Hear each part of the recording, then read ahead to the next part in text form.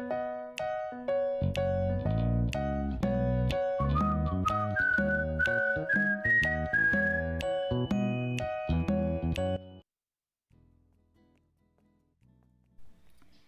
Everyone, आज की video में हम करेंगे कक्षा 8 से नागरिक शास्त्र की किताब से अंतिम अध्याय का अभ्यास कार्य, जिसका कि शीर्षक है दिव्यांगता, उसके कारण एवं बचाव। सबसे पहले तो हम ये जानेंगे कि दिव्यांगता होता क्या है। डियर स्टूडेंट्स, किसी शारीरिक या मानसिक विकार के कारण एक सामान्य मनुष्य की तरह किसी भी कार्य को, जो मानव के लिए सामान्य समझी जाने वाली सीमा के भीतर कार्य हो, उसको करने में परेशानी या न कर पाने की क्षमता को ही दिव्यांगता कहा जाता है।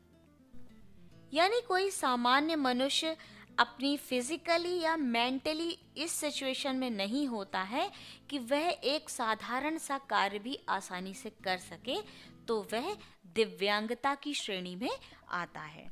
चलिए अब हम बढ़ते हैं प्रश्न की तरफ। पहला प्रश्न है, दिव्यांगों के प्रति हमारा क्या दायित्व है, यानी हमारा जो है ड्यूटी क्या है दिव्यांगों के प्रति।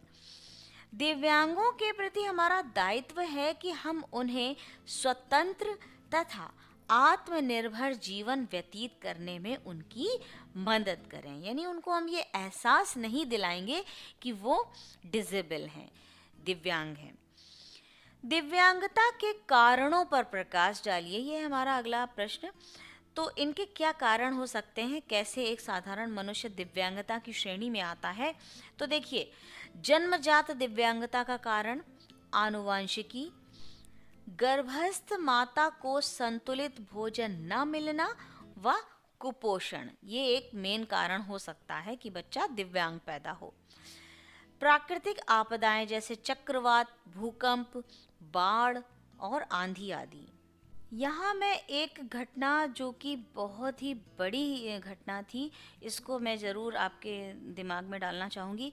2 दिसंबर से लेकर 3 दिसंबर 1984 को हुई भोपाल गैस त्रासदी दुनिया की सबसे भीषण औद्योगिक दुर्घटनाओं में से एक थी।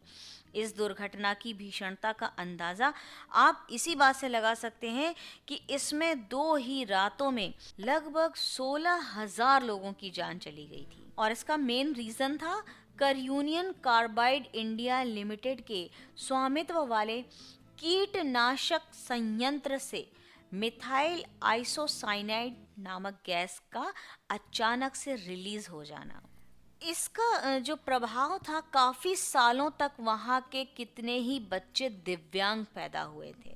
मैं चाहूँगी कि इसको आप ज़रूर देखें। द रेलवे मैन मूवी है, आप ज़रूर देखिए ताकि आपको ये एहसास हो सके कि इसका प्रभाव कितने सालों तक रहा है। चलिए अपने पॉइंट्स को हम कंटिन्यू करेंगे। अगला कारण है आपसी या सांप्रदायिक झगड़े, सड़क रेल दुर्घटनाएं, युद्ध जनित विकलांगता, यातायात संबंधी असावधानी तथा सड़क नियमों की अनभिज्ञता। और अंतिम कारण है यंत्रों व मशीनों का कुशल संचालन न करना। जब वो कुशल नहीं होते तो उल्टी सीधे तरीके से मशीन चलाते हैं और दिव्यांग हो जाते हैं। अगला प्रश्न है, दिव्यांगजनों को सरकार द्वारा मिलने वाली प्रमुख सुविधाओं के बारे में लिखिए। सरकार द्वारा कई क्षेत्रों में दिव्यांगजनों को विविध सुविधाएं दी जा रही हैं। सार्वजनिक भवनों जैसे विद्यालय, बैंक, पार्क आदि में रैंप की व्यवस्था। दूसरा है लिफ्ट में ब्रेल संकेतक और श्रव्य सिग्नल की व्यवस्था, यानी उनको ब्रेल संकेत दिए जाते हैं जो कि अंधों के लिए हैं, और श्रव्य सिग्नल भी दिए जा सकते हैं ताकि उनको सुनाई पड़ सके। शिक्षा एवं नौकरी में विशेष सुविधाएं दी जा रही हैं। सरकार द्वारा व्हीलचेयर, कान की मशीन आदि उपकरणों का मुफ्त में वितरण भी किया जा रहा है। रेलवे, बस अड्डे, एयरपोर्ट पर विशेष सुविधाएं जैसे रैंप, व्हीलचेयर एवं सुगम शौचालय की व्यवस्था भी कराई जा रही है। अगला और अंतिम अभ्यास कार्य है हमारा, निम्नलिखित में सही तथा गलत पर निशान लगाइए। स्टीफन हॉकिंग एक प्रसिद्ध सितार वादक है। गलत। स्टीफन हॉकिंग एक खगोल भौतिकी के विशेषज्ञ थे और मशहूर लेखक भी थे, जो कि कैम्ब्रिज यूनिवर्सिटी में पढ़ाते भी थे और अशक्तता की बीमारी से पीड़ित थे, यानी वो एक दिव्यांग थे।